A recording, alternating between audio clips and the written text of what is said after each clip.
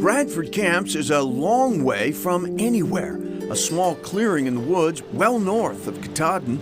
The territory so remote, most guests to this traditional sporting camp will come in by float plane. Now at 4,000 feet, it's still nothing but trees everywhere you look. There's not a building to be seen for miles, or a stack, or a paved road, or a power line, or anything. But apparently that isn't enough for some folks. As if Bradford Camps wasn't far enough away. They want to get on a vacation from their vacation, and they come to Reed Pond. Igor Sikorsky, owner of Bradford Camps, often flies guests out to Big Reed Pond, where there are 2 cabins outfitted with cooking gear and gas lighting. The big draw here, total solitude, and the exceedingly rare blueback trout. In the United States, or the lower 48, there's only 14 ponds that have blueback trout. They're all in Maine, and this is one of the significant ones. Big Reed Pond is also well known to ecologists. It's in the middle of 5,000 acres of virgin forest, the largest block of old-growth trees east of the Mississippi. Just never been touched by an axe, chainsaw, skidder, ever. The land, owned by the Nature Conservancy, feels ancient and primeval. The forest floor, a dense, spongy mass of nutrient-rich decay. There's a lot to be learned here because nature has been doing its thing for 300 or 400 years at least. Some of these trees can be that old.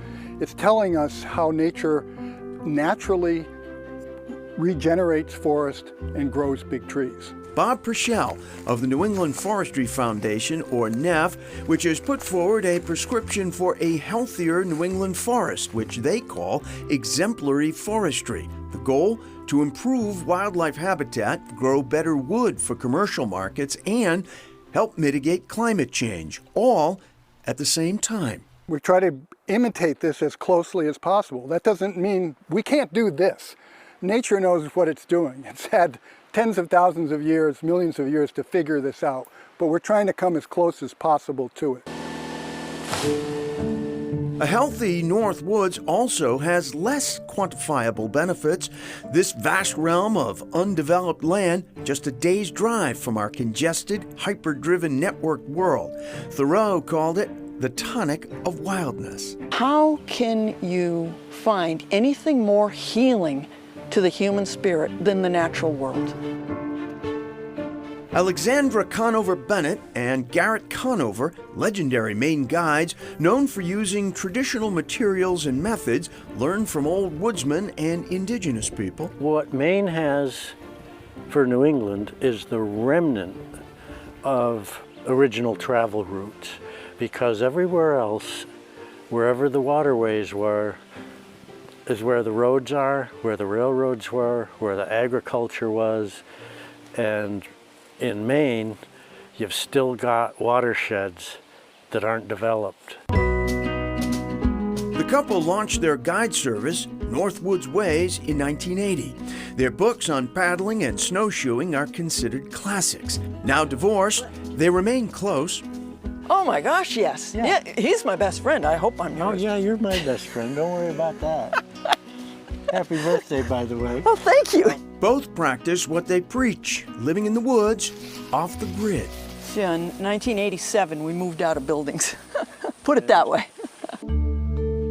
Garrett lives in a wall tent he once shared with Alexandra. A 10-minute walk into the woods, he gets his water from a spring down by Big Wilson Stream. His light from gas lamps. Conover's one indulgence, a handsome little sauna. 20 minutes away, Alexandra has built a cabin for herself on the far shores of a pond, accessible only by canoe.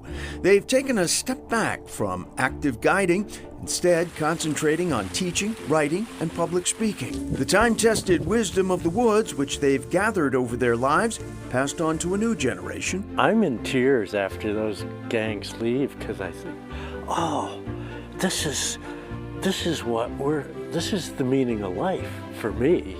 So nature heals. I could see it happen every single trip. The Conivers celebrated their 25th anniversary back in 2005 by hauling more than 200 pounds of gear on sleds over 200 miles of frozen waterways in the Northwoods Wilderness, a recreation of their honeymoon. And if the name Sikorsky sounds familiar, Igor Sikorsky III is the grandson of Igor Sikorsky I, inventor of the helicopter. Flying, it seems, is in the genes.